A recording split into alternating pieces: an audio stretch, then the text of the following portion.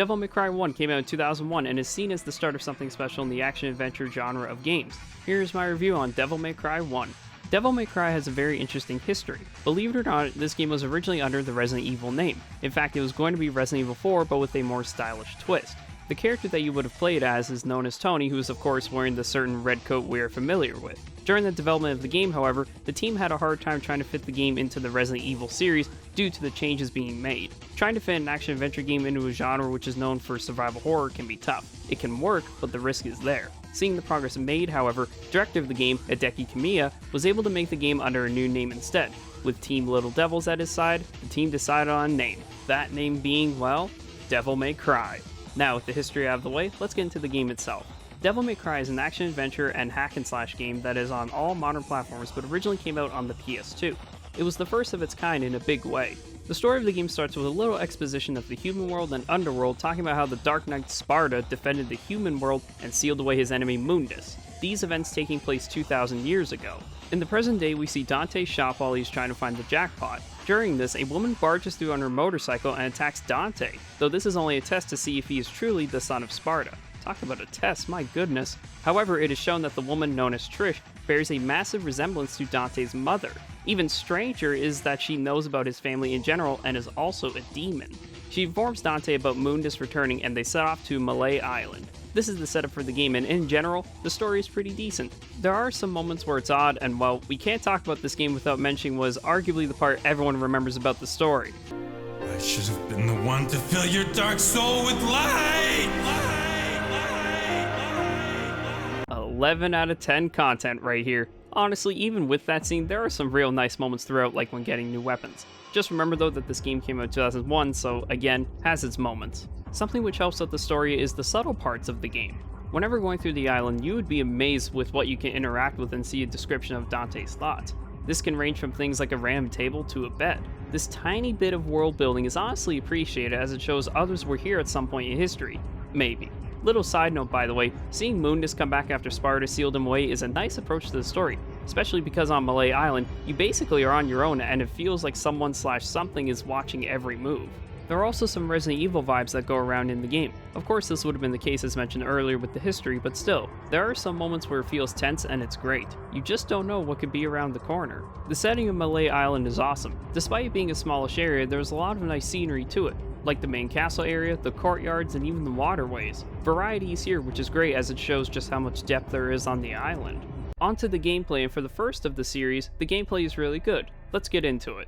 The camera is fixed to RE style, but tracks Dante's movements through the levels. Unlike RE, this game uses 3D models instead of pre-rendered backgrounds, which, for what was a PS2 game, it looks good. The color scheme for the areas is vibrant and has aged well. When not fighting enemies, you hear the creepy-esque music while exploring the castle, and it suits the atmosphere.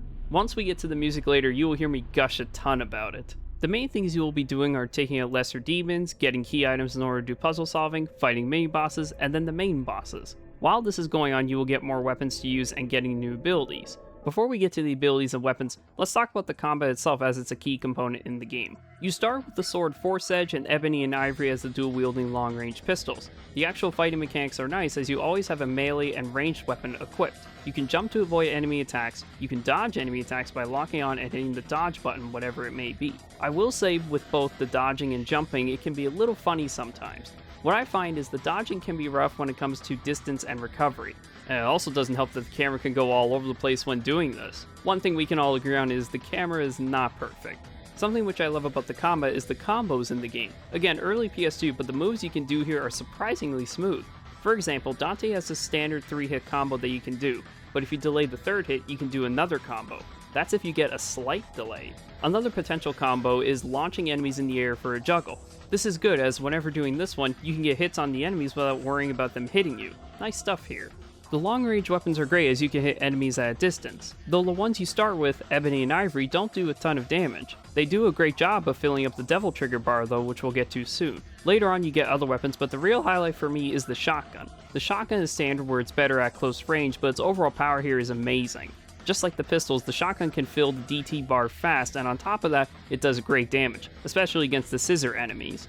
Onto the melee weapons, and here we have a nice amount of variety. You start off with the Force Edge, which is a basic sword that's alright. Then you get Alistair, which is kind of the all-rounder that has electric elements to it. It's the first weapon in the game where you can get upgrades for it, so that's a big deal. Later on, you get Ifrit, which is a fire-based gauntlet. It's more strength-oriented, and a subtle thing with it is the fact that if you hold down the attack button, you can get a charge on the next hit for more damage. You can do this for all hits in the standard combo. One awesome move is the dive kick, where you can jump and lunge down for some damage. Again, subtle, but great to see. Just like Alistair, Ifrit can also get upgrades as well. Alright, I've mentioned it a few times, but now we're finally going to talk about one of the game's best mechanics, Devil Trigger. Devil Trigger in this game is great. Depending on which weapon you have, it increases attributes on said weapon. For example, Alistair gives you increased speed while also being able to tank hits. This means even if there are a ton of enemies on screen, if you use DT, you can mow through them faster with Alistair. The same can be said for Ifrit, where it's more power attributed, and with Ifrit DT, the strength is incredible. I know I've given it a lot of praise, but it's true, a lot of this is amazing. Another major thing with Devil Trigger is when it's in use, you regain health, and if you have a ton of DT charged up, you can regain a lot more health, which is very important considering how the item system in this game works. It's safe to say that Devil Trigger is one of the best mechanics of this game and in future DMC games considering the benefits you get from using it. Whenever you take out an enemy, they drop red orbs, which is the main currency you use to get new abilities and items. You can also get red orbs whenever you finish missions, and depending on how fast you finish the mission, you get different rank ranging from S to D. The higher the rank, the more bonus orbs you get, and just as a little thing, getting S ranks earns you so much. It's insane. During the game you can get style ranks when fighting, but here it's not super important. It's always satisfying seeing the A and S ranks though. Even if you are not the most skilled, it doesn't really affect things that much in the end mission ranks since time is more predominant. With the red orbs you can buy various things like vital stars, yellow orbs for continues, blue orbs for more max health, and so on. The interesting thing about these items is that you can actually find some of these when exploring. They might even be in hidden spots you wouldn't expect to find. The Vital Star is good as it restores health whenever you use it, but sadly in normal mode and above, you can only buy one. I know opinions will vary on this, which is fair, but me personally, this can be very tough, especially on newcomers who want to try the game on normal mode. The one thing I do have to give credit though is on the odd chance when beating enemies, they can drop green orbs that can restore health as well, so at least there is that. Let's move on to the other big thing that red orbs can be used for in the game, and that being the abilities for weapons.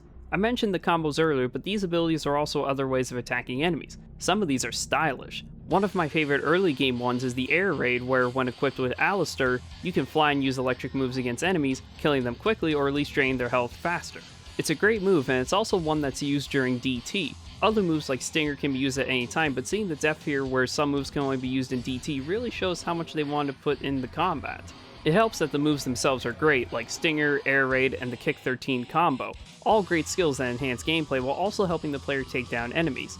The skills I've mentioned are of course not the only ones, there are other ones like Air Hike and Round Trip that do their role as well. Honestly, this is some really good stuff with the abilities, both with Devil Trigger and without. It's awesome for what it is. On to something which is maybe not the most talked about, but one of my favorite things, which is the enemies and bosses. When the game begins, you start off with easier-ish enemies like the marionettes who have different colors to indicate different movesets. This said, the green one is a real tough one as it has a shotgun, which at the start can do a ton of damage. As you progress, you will encounter enemies like the Sin Sisters who, well, let's just say can be the easiest enemies in the game or the toughest enemies in the game. And just like the marionettes, there are different types of Sin Sisters. The attention to detail in even the small enemies is great, like certain ones only appearing in specific environments. One of the best examples is the nobodies you face towards the end.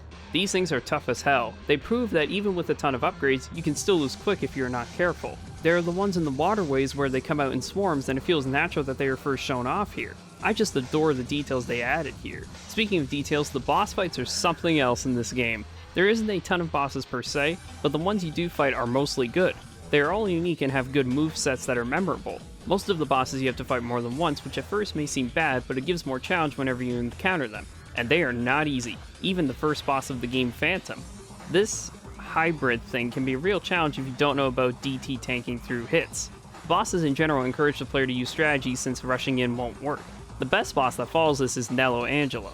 This knight fights like Dante and even has some combos that are exactly like his. If you try to fight him straight up, he will block your attacks and even counterattack. Plus, he can teleport around, so that's a move to look out for. Another unique fight is the Griffin fight where he flies around, and the best way to fight him is by using your guns to build up DT, then using DT for big damage. Good news is it's not just gun the fight, because he can fly down, and if you're aware of his timing, you can do close range hits. As said earlier, most of the fights are good, while a few are not.